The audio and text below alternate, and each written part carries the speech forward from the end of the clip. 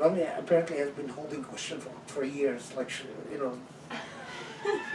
that's what Grace told me. I'm saving those for next week. Oh, you want Oh, really? Okay. I have a question, if no one else does. No, but I do have questions for today. All right, so let's do this. Let's listen to all the questions, and then you can decide how you want to answer them. How about that? Okay. Is that okay? Or are your questions really complex? No. Okay.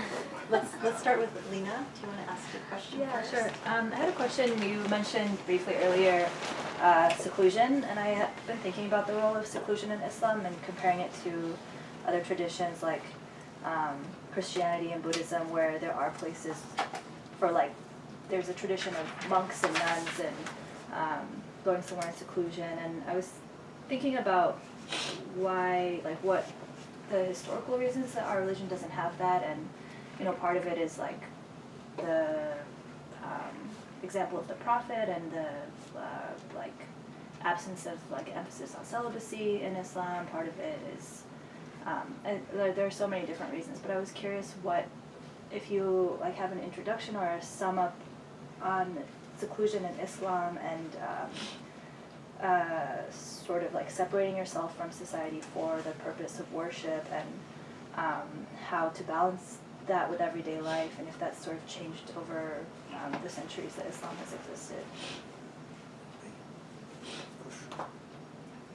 My question is about, could you please talk about Shahab Ahmed's book, What is Islam?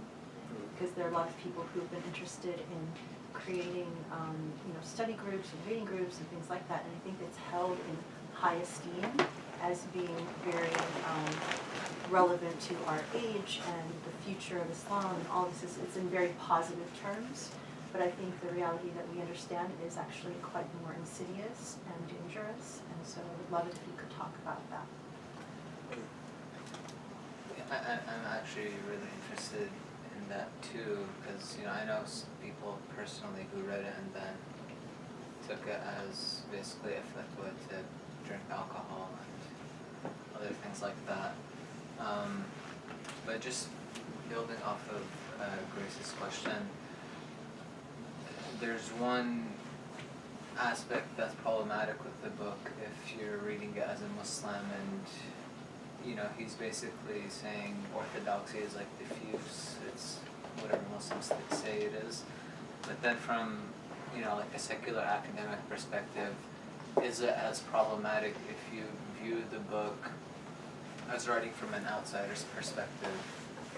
Because we can define Islam from an outsider's perspective, in academia. Maybe Shahab Ahmed's thesis is not too troubling if, he's saying like how like someone like Marshall Hodgson is going to like define Islam, an insider-outsider perspective approach to the book. But my question was about فيهن قاصرات الطرف, when you were mentioning how the truth that you will experience in paradise will correspond to how much you've prepared for it and how ready you are. And it brought to mind Abu Hamid al-Ghazali when he talks about two paths to truth. There's the path of the philosophers, and then there's the path of the Sufis. And the path of the philosophers, he says, is supposed to be, it will lead to a more acute understanding of truth, but it's dangerous. And the path of the Sufis will lead to truth, but it's safer. And my question, I just wanted to sort of get your thoughts on that issue, and I was also interested in knowing who were some of these mufassirun that ascribe to this tafsir of this ayah. Oh, Adit, sorry, you have a question? If you don't mind. Yeah. So I'm pretty much have a similar question with Rami's. in my question was that if God, say, granted a heaven, would that someone in heaven could actually traverse among the four paradise, similar to like how human once become like in the origin it's like very physical things, and then as they grow old, they don't really care much about knowledge. Could they actually traverse between those four, or are they just like stuck in one?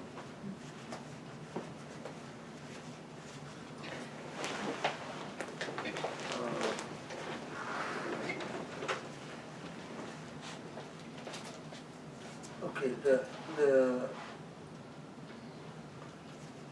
question of seclusion, it's actually really interesting that there is the practice of seclusion in the Islamic tradition is Khalwah, and there are a lot of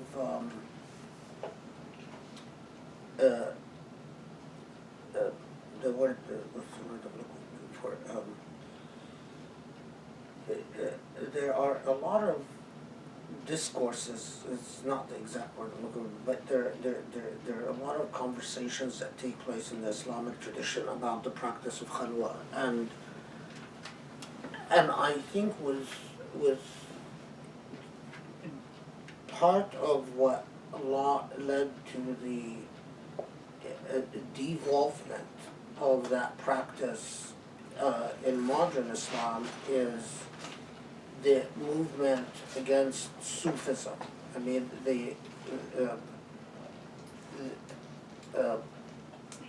all the zawaya, the zawaya, the centers that in which Sufi orders would historically gather around, which were very widespread throughout the Muslim world, pre-colonial and even continuing on to the colonial age. The Zawaya suffered a huge onslaught and a major setback, first by colonialism, because Sufism led the opposition to colonial forces, from Africa to North Africa to from South Africa to North Africa to South Asia to Libya to wherever you look. Most of the movement against colonialism was led by Sufi orders, and as a result, there was a systematic, whether by the French or the Dutch or even the British, a systematic effort to dry out the funding sources for the Zawaya, and also to demonize them as reactionary and against modernity. And of course, with the rise of secularism and the Westernism, so Ataturk's famous diatribe against the Zawaya in Turkey, they're well known. And then the rationalist movement, the secular rationalist movement in countries like Egypt, which also, and then the creation of ministries of Awqaf, which for the most part took away a lot of what used to fund the Zawaya.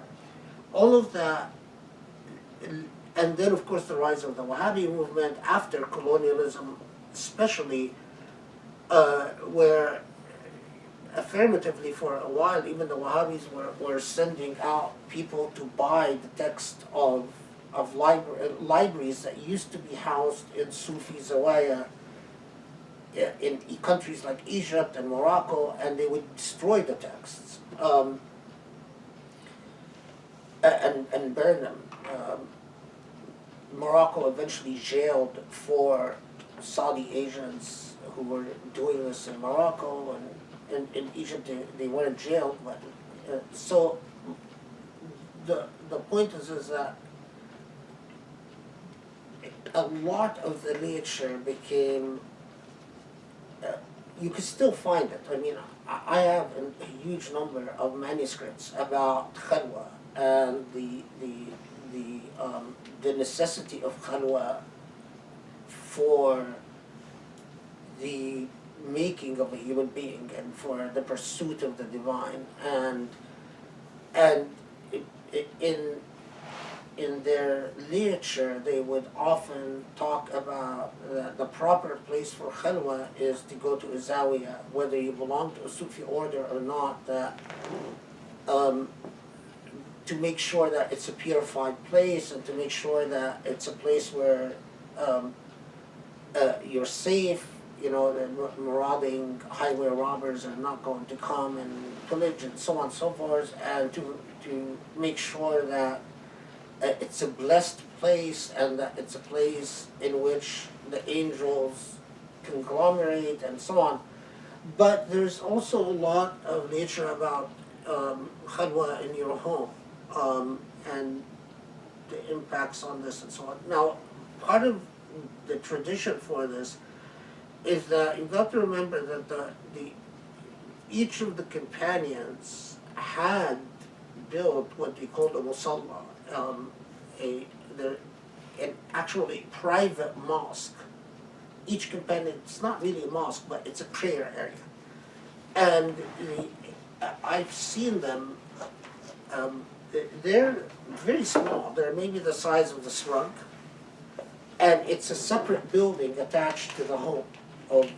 And what's stunning is that nearly every single companion, and they would they would isolate themselves in their prayer area, especially in Ramadan, but during various periods, and especially after the death of the Prophet ﷺ, during the fitna with Muawiyah and Ali, where there's, you can read a great deal about who entered into Khalwah and who came out of the Khalwah and who didn't join Ali because they were in Khalwah, and who did join, or Hussein rather, especially, who didn't join Hussein because they were in Khalwah, who joined Hussein and broke the Khalwah. There's a lot that goes, you can read back and forth.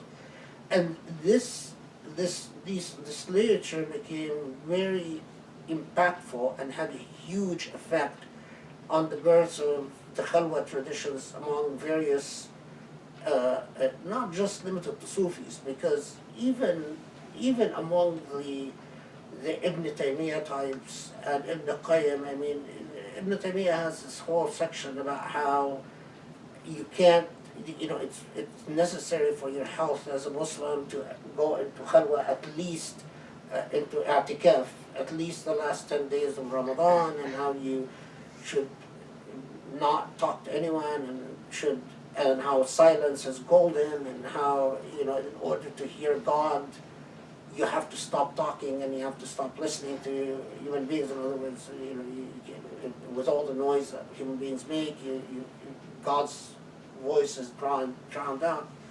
So there's a lot. What's striking about the two before me, one of the things is that the Saudis, a lot of the musallas of the companions that I saw and I pictured have now been destroyed in all the renovations they did to the new mosques. They actually tore them down. And when I saw them, at the time I saw them, there was an Egyptian historian we were talking in Mecca. He took me to various spots to show me all the other locations of the other musallas that had already been destroyed by the time I saw them. And when I was there, when I took my pictures, it was in 82, I think. Yeah, so this was 82. And I went back in 93, and already more things were destroyed, and then now I hear that they're all gone. So, I mean, you're talking about an archaeological legacy that's erased, and then a literary legacy that through the secular age and so-called rationalist age, where in order to catch up with the West, we need rationalism and we need scientism, that we must fight the mythologies of Sufism in order for Muslims to advance and become catch up with the technological age and modernity, so on and so forth, so forth. So there was a lot of marginalization of everything that came from the Sufi literature, including Hindu-influenced treatises and literature that came from India, for instance, Muslim India, the Mughals, because there's a whole body of material. I mean, some of the manuscripts that I'm trying to, one of the manuscripts actually on eBay is a treatise from India about Khalwah, and itching to read that, but it's on eBay, it's for sale. But these types of, there's so many of them. So it's a very important tradition, and even in my day and age, which is already quite late because I grew up under the influence of Wahhabism and Saudi Islam that had affected the entire Sunni world, and I think Shia Islam got, with all the hostility, the regional hostility and international hostility, there was a growing conservatism where technically it's the Usulis that had become victorious over the Akhbaris, but in reality it's the theology of the Akhbaris that took over the Shia world. And the Akhbaris, like Ahl al-Hadith in the Sunni world and like the Wahhabis, they're anti-mystical, anti-Sufi, anti-individuality, Reason.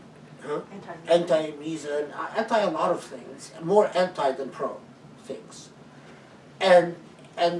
But in the Shia world, it was a direct result of the hostility, of regional hostility, and the defensiveness and the isolation, and the invasion of Iraq as well, that Iran had been put under since the revolution. I mean, because it has been just constantly a state of siege from the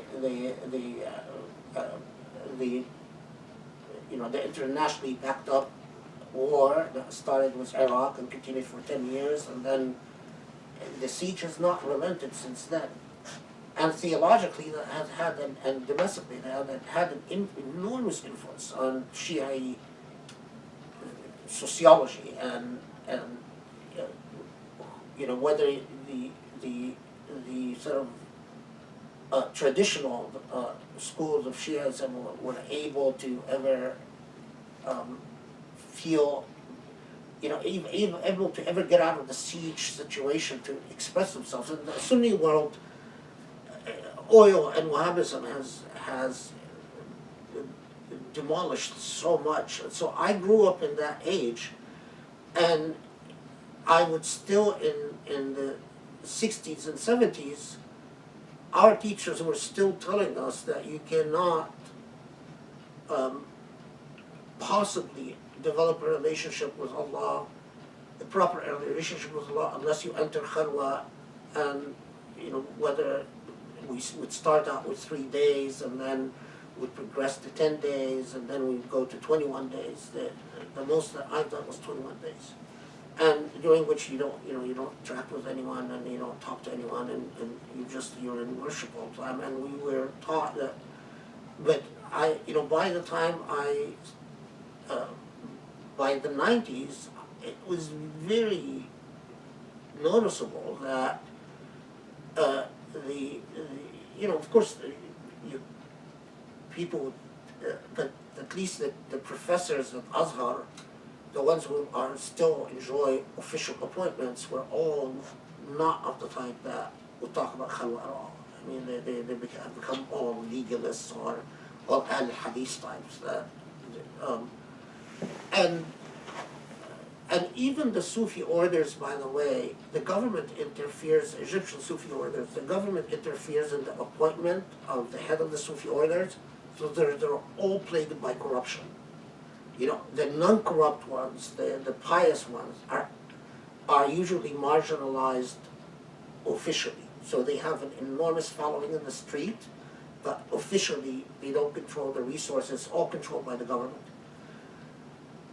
you know, the role of the secular governments and their intervention in Sufism and their intervention in regulating religion, and the influence of the Saudis on the official governments has been quite devastating, and so it's still there. I mean, because I still know people that go and train with shuyukh in Egypt or in Turkey or in Morocco or in Mauritania, and they you know, you ask around and you find out who's a legitimate sheikh, and if you do, absolutely there's no training without Khalwah.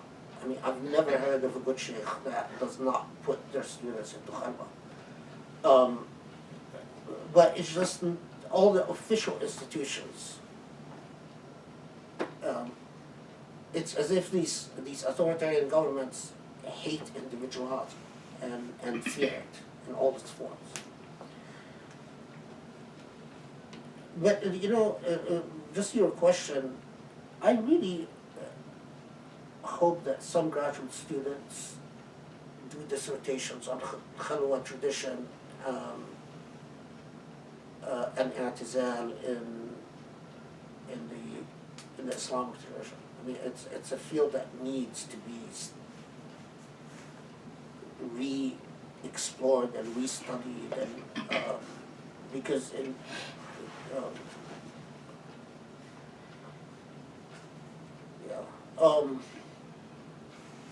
okay, second question I'll use because that's an easy one. As far as I know, you don't move between.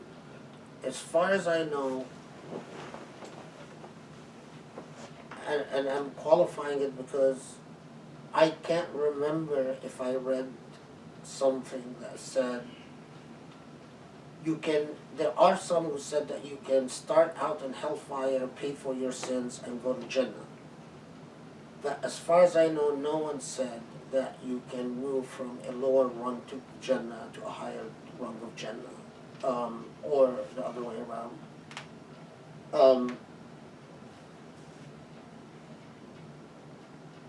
You know, if some scholar out there says no, I know a treatise that argues that you can, it wouldn't surprise me. But I don't know one.